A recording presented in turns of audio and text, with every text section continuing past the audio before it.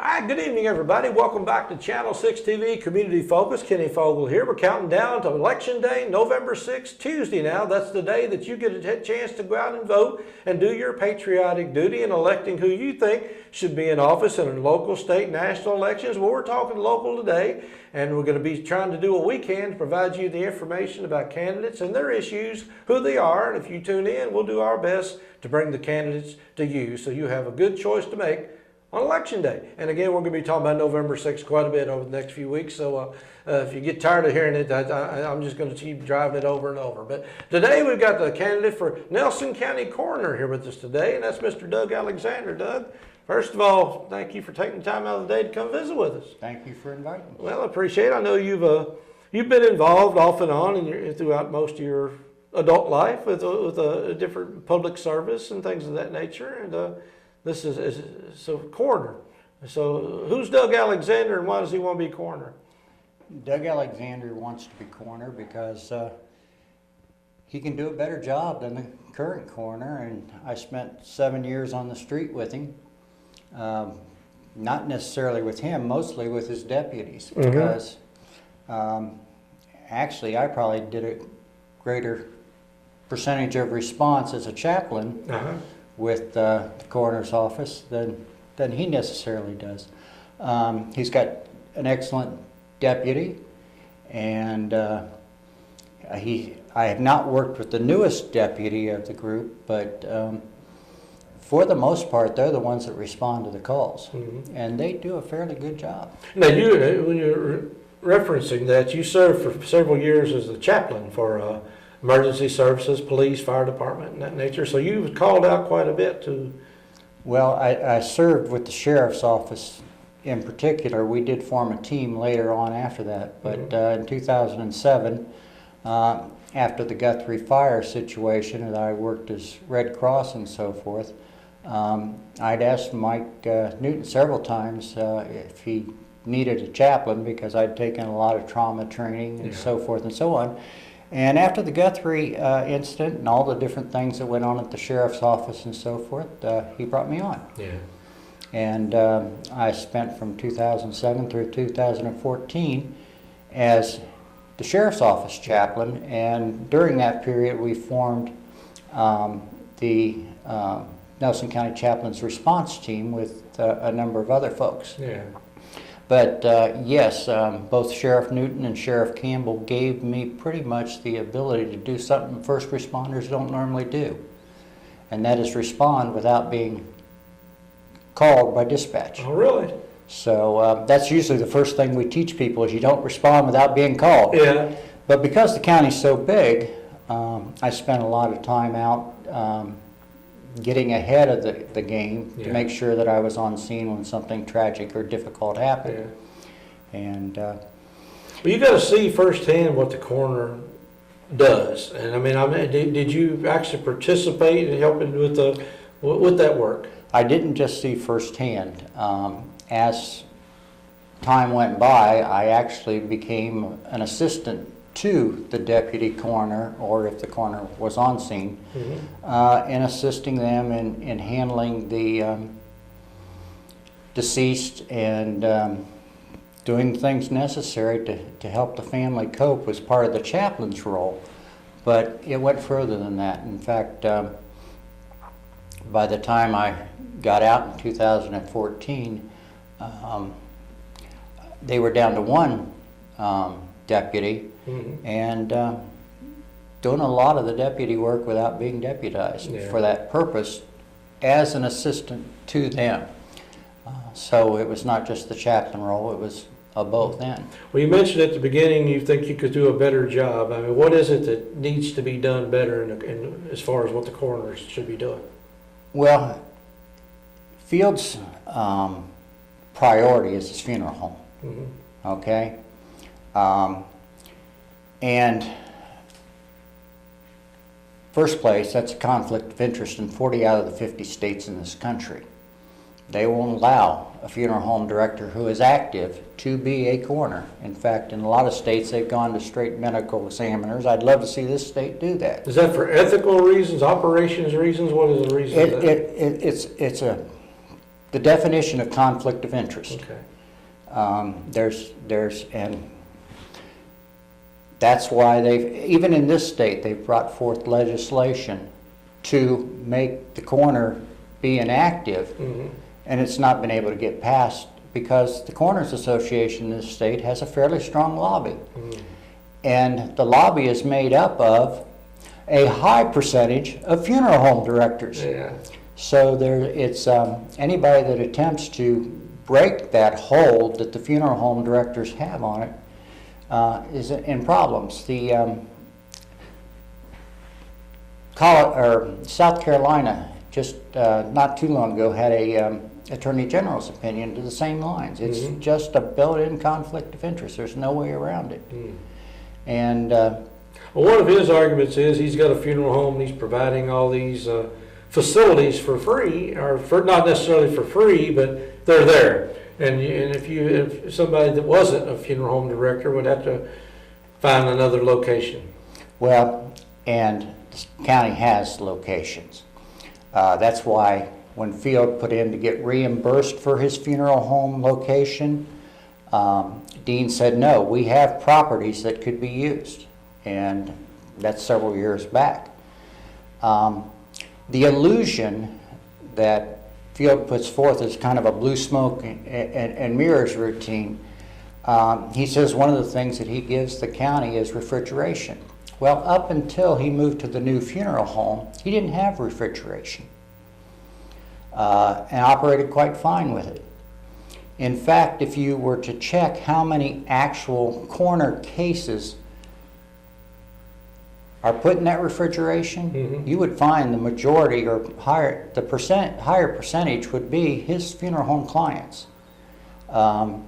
They're usually, first place, if it's natural death and the deceased is not going to his funeral home, then it never leaves the scene of where they died under most circumstances.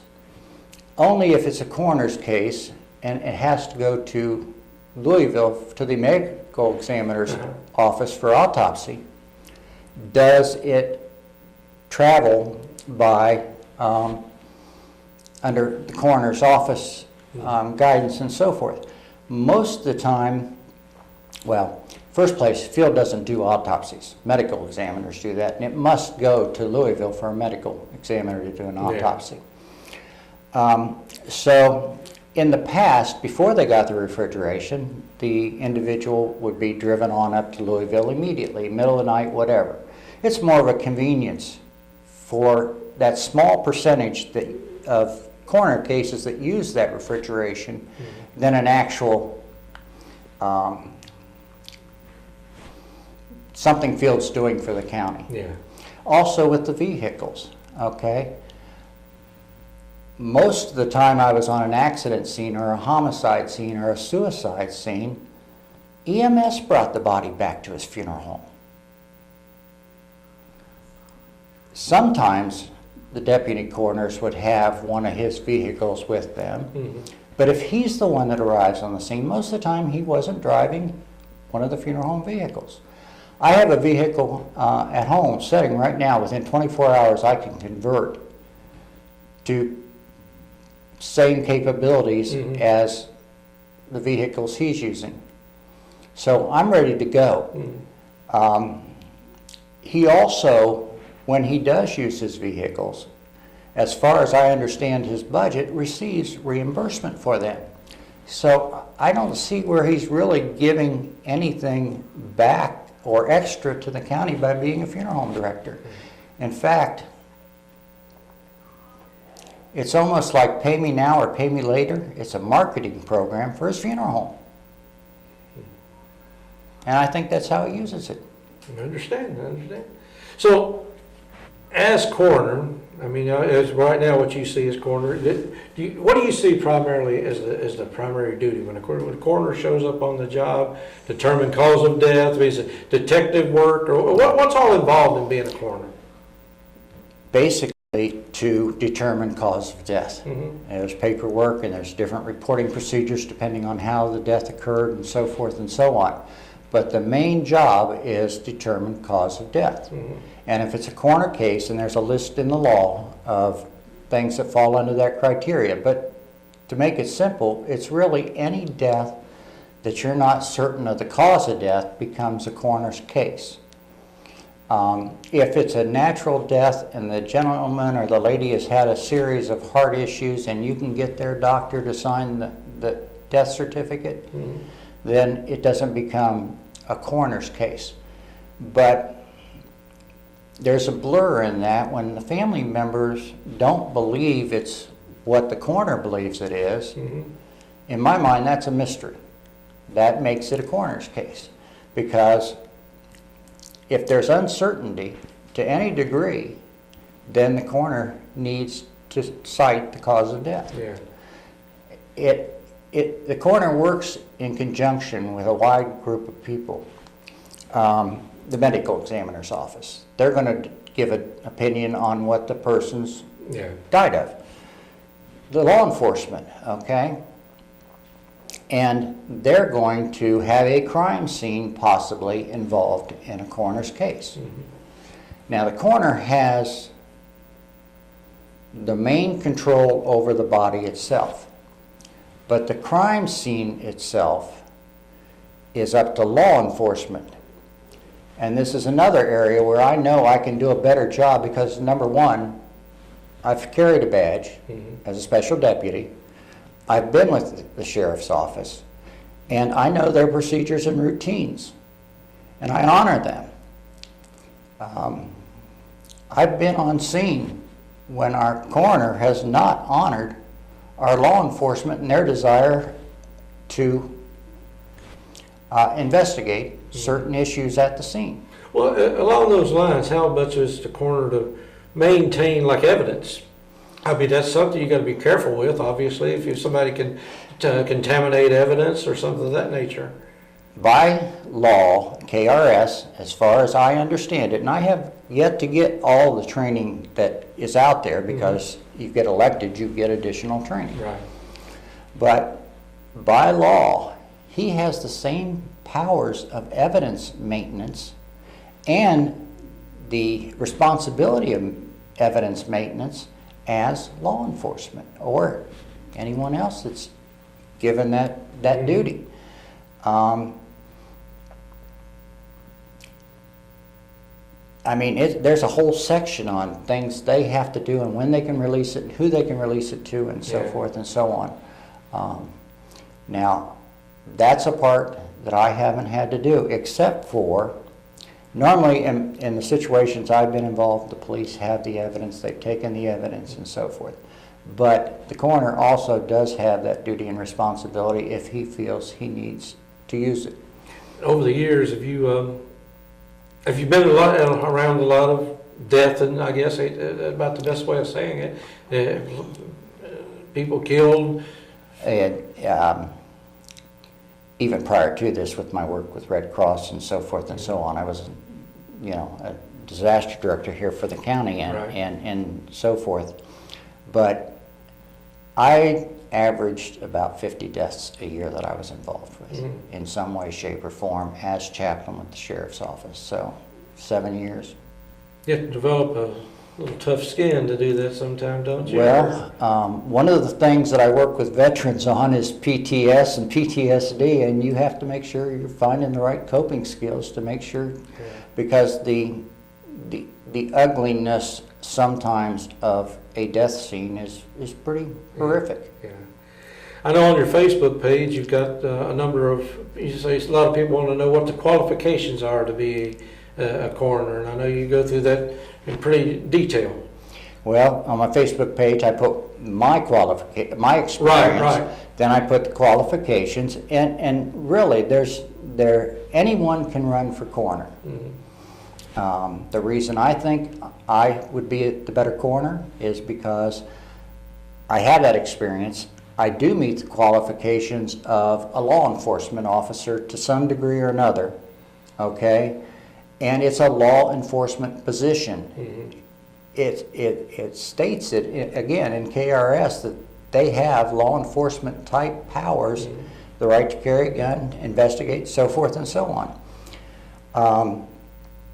Again, my community service, so over the last 20-some years since we got involved in this county, people know, I think, fairly well my reputation for honesty. Yeah. Dean Watts himself appointed me to the ethics committee. It didn't work out very well because when I challenged whether he was really supporting the ethics ordinance and so forth and so on, I ended up resigning. I'm sorry, but he doesn't take it seriously. And we saw that when Field was found guilty by the ethics board of nepotism. He took it to fiscal court and got the fine and everything else wiped out, and Field walked away without any consequences. So ethics, corruption, and you've got a number of reasons there you believe that you should be. Ethics-wise, I think he has some issues. Mm-hmm. Corruption, I don't know that he's, Mm-hmm. It's tough to honor a guy who's done this many years of community service when he calls it community service, when I think it's been self-service by the fact that his marketing program for the funeral home is the coroner's office. But that said, he spent X number of years looking at bodies too. Yeah. And I work with PTSD. And I'm not a psychiatrist. I didn't stay at a Holiday Inn Express last night. But he does some things that remind me of some of my Vietnam, or some of the veterans that I've worked with PTS. Yeah. And I don't know how after, I think he says it's somewhere between 20-some and 40-some years he's been at this, and that many bodies. I know why he sends his deputies out. Yeah. So it's a two-edged sword. On one hand, you want to give him credit for being able to deal with what he's dealt with, but on the other hand, maybe it's time to go. Yeah. Now, the procedure as far as once somebody is declared, you've declared what their cause of death is, how does somebody determine what funeral home they're going to go to? I mean, there is a variety of choices to be made. Well, how does that work? There's where the ethics issue comes in. I've said it's a conflict of interest. And I took it to the ethics committee to try and get them to give me an advisory board opinion on whether it is or not. Well, because I'm a normal citizen and not an elected official, they don't have to give me one. So if... I thought citizen outranked elected official. not on that ordinance. Okay. And so, if Field is so certain and Dean is so certain that it's not a conflict of interest, they both could get an advisory opinion without any problem. Yeah. But they won't. Now, as to determination of funeral home, and this is really one that has 4 years ago, I took a lot of this material to the Kentucky Standard. When Field came out and said he knew nothing about the nepotism of his, and he basically, to some degree or another, threw his daughter under the bus.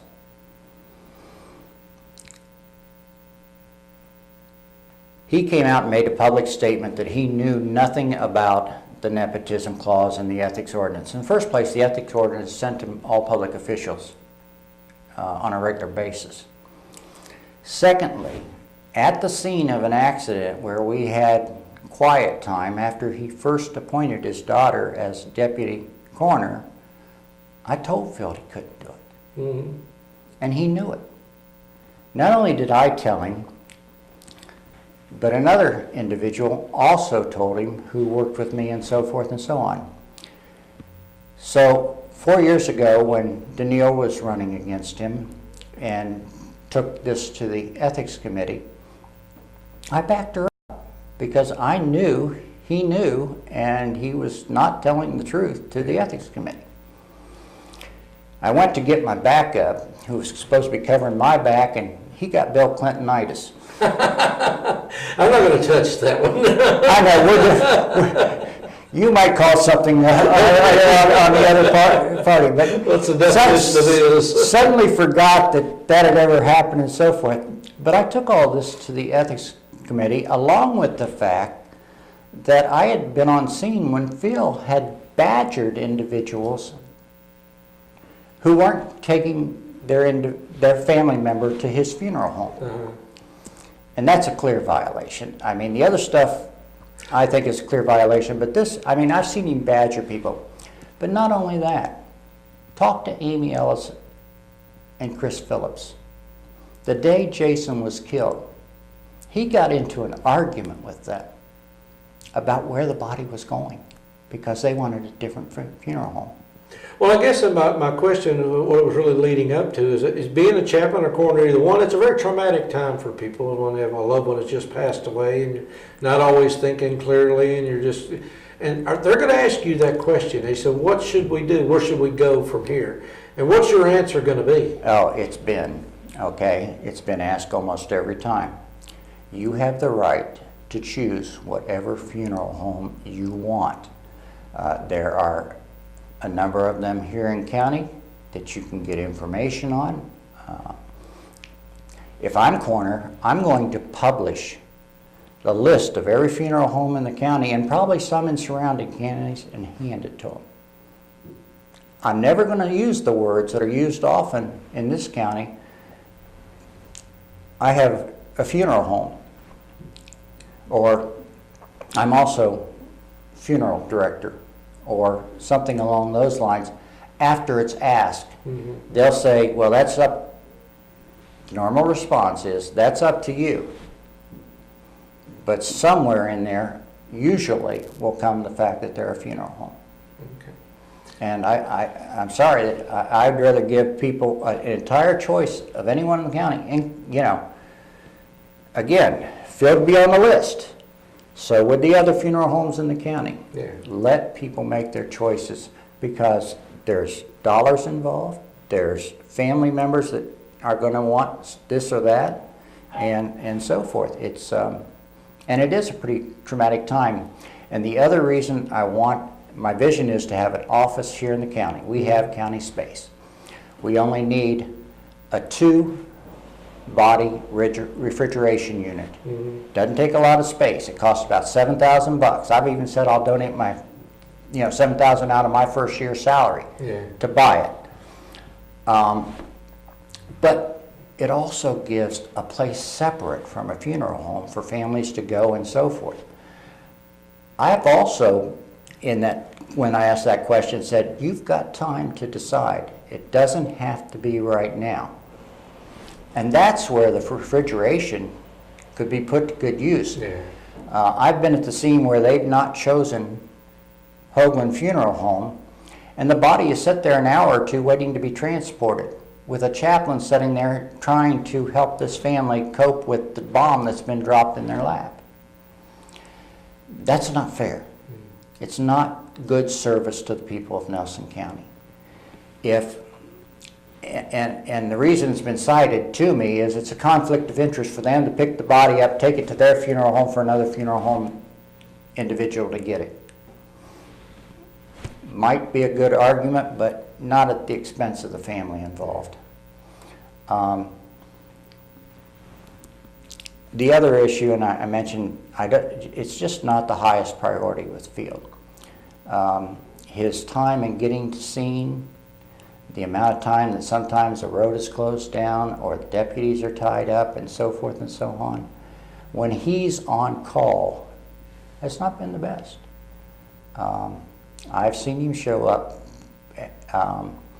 hour and a half, when, again, it's very specific in KRS. Get there as soon as you can, or get one of your people there as soon as you can. In July at the Agricultural Day, I said that the coroner's office itself has done a fairly decent job. The deputy coroners, his office staff, and so forth. My issue is with his bedside manner, his lack of what I call compassion or a chaplain's heart in the office. I love people. I'm going to do my dangest to take care of people if it's within my capability and power. I'm going to be ethical. When it says you must find the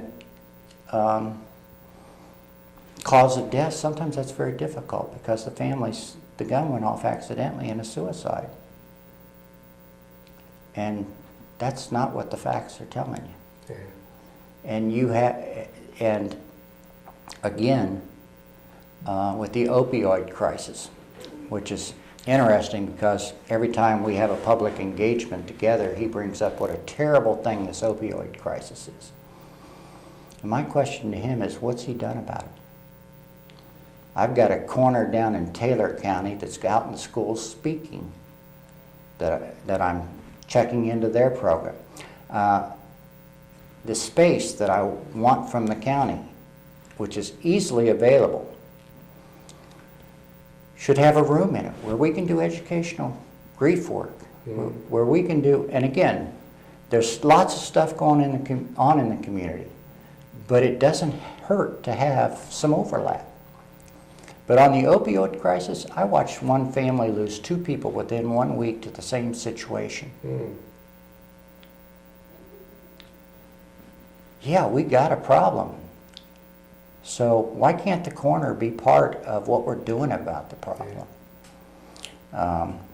With the family's permission and so forth and so on, and I've got it, I could go in and explain to high school aged kids what I saw. And sometimes, again, an overdose can be very ugly. Yeah. Well, Doug, like I said, we wish you all the best. If there's anything you'd like to add for the voters before we get out of here, any final words so we could... I'd like to ask for your vote. I know that I can serve you at a level that this county has not been served at least in the time frame that I know about, and that goes back through a couple of corners.